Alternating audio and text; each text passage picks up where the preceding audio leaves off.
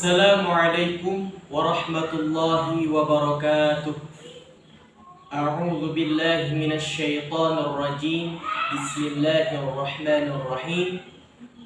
Innal hamdalillah nahmaduhu wa nasta'inuhu wa nastaghfiruh wa na'udzu billahi min shururi anfusina wa min sayyiati a'malina.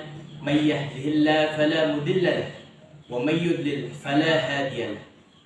أشهد أن لا إله إلا الله وأشهد أن محمدا عبده ورسوله لا نبي بعده.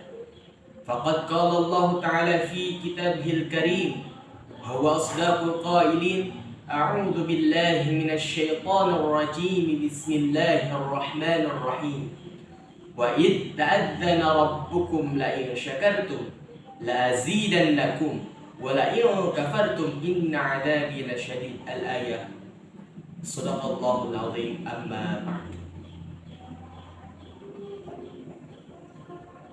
Perkenalkan, nama saya Syaiful Fadilah. Saya dari Prodi Manajemen Pendidikan Islam. Di sini saya ingin mempresentasikan tugas mata kuliah Manajemen dan Pengembangan Kurikulum dengan judul Kurikulum Tingkat Satuan Pendidikan atau KTSP. Kurikulum Tingkat Satuan Pendidikan atau yang biasa kita sebut KTSP adalah rencana dan pedoman pengembangan kompetensi peserta didik di sekolah. Dalam presentasi ini, saya akan membahas mengenai karakteristik, komponen, dan proses pembuatan KTSP ini. Yang pertama, definisi kurikulum tingkat satuan pendidikan atau KTSP. Poin ada 3 yang paling penting di antaranya. Yang pertama, pentingnya untuk sekolah. Yang kedua, lebih fleksibel. Dan yang ketiga, bukan satu ukuran untuk semua. Dalam poin yang pertama, yaitu penting untuk sekolah, di mana KTSP ini merupakan pedoman bagi sekolah untuk mengembangkan kompetensi peserta didik sesuai dengan lingkungan sekolah dan kebutuhan peserta didik. Poin yang kedua, lebih fleksibel.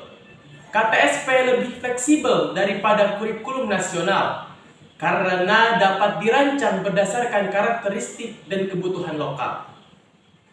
Dan poin yang ketiga, bukan satu ukuran untuk semua, di mana kurikulum nasional seragam untuk seluruh negara.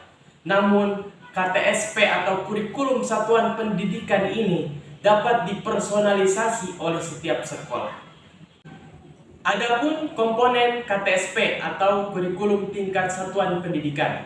Yang pertama, standar kompetensi lulusan. Yang kedua, struktur kurikulum.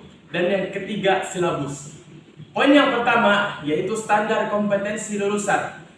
Di antaranya meliputi kompetensi inti, kompetensi dasar, dan kompetensi lain. Poin yang kedua, struktur kurikulum. Kurikulum ini di dalamnya dikelompokkan ke dalam mata pelajaran, tema, dan subtema. Dan poin yang ketiga berkaitan dengan silabus atau dokumen yang memuat rencana pembelajaran mata pelajaran. Implementasi dan evaluasi kurikulum tingkat satuan pendidikan. Yang pertama, implementasi. KTSP ini diimplementasikan dalam kegiatan pembelajaran di sekolah. Yang kedua, evaluasi internal, di mana sekolah mengevaluasi kinerja siswa setiap semester. Dan yang ketiga, evaluasi eksternal, di mana pengawas sekolah dengan pihak terkait lainnya menilai efektivitas dan efisiensi dari kurikulum tingkat satuan pendidikan ini. Proses pembuatan kurikulum tingkat satuan pendidikan atau KTSP.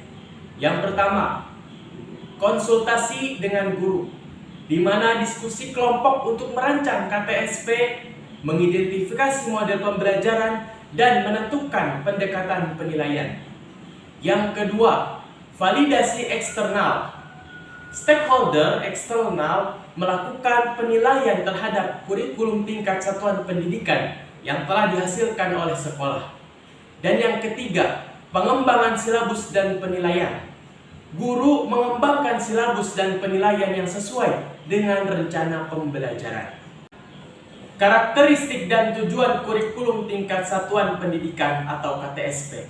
Yang pertama, menjembatani antara kurikulum nasional dan kebutuhan peserta didik. Yang kedua, menumbuh karakter peserta didik. Yang ketiga, mendorong pengembangan kreativitas guru dan peserta didik. Poin yang pertama yaitu menjembatani antara kurikulum nasional dan kebutuhan peserta didik, di mana KTSP memungkinkan sekolah untuk mengembangkan kompetensi peserta didik yang sesuai dengan lingkungan sekolah dan juga karakteristik peserta didik. Poin yang kedua, menumbuhkan karakter peserta didik. KTSP ini lebih memperhatikan pengembangan karakteristik peserta didik sebagai bagian integral dan kurikulum. Dan poin yang ketiga, mendorong pengembangan kreativitas guru dan peserta didik. Karena KTSP memberi kebebasan bagi pengajar dan murid untuk mengembangkan kreativitas dan minat mereka. Dapat kita simpulkan bahwa kurikulum personalisasi, kurikulum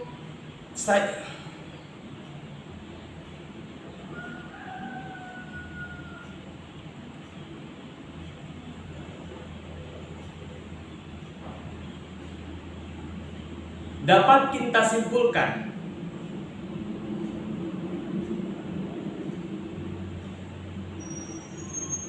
dapat disimpulkan bahwasanya kurikulum tingkat satuan pendidikan ini sebagai kurikulum personalisasi yang pembelajarannya aktif dan impak sosial. Kurikulum personalisasi maksudnya KTSP ini memungkinkan sekolah mengadaptasi kurikulum nasional ke dalam karakteristik, kebutuhan, dan potensi peserta didik.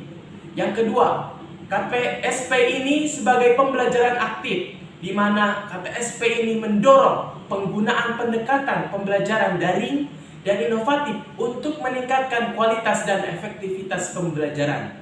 Dan yang terakhir, impak sosial, di mana kurikulum tingkat satuan pendidikan ini memungkinkan masa depan bangsa untuk lebih cerdas dan berdaya saing, meningkatkan kemampuan akademik dan keprofesian yang melampaui harapan. Mudah-mudahan dengan presentasi yang saya bawakan senantiasa bermanfaat bagi kita semuanya. Apabila ada kekurangan, wabil khusus dari diri pribadi saya, mungkin itu saja yang bisa saya sampaikan. Kurang lebihnya mohon dimaafkan. Wabillahi taufiq wal hidayah, waridha wal inayah, wal afu minkum. Wassalamu alaikum warahmatullahi wabarakatuh.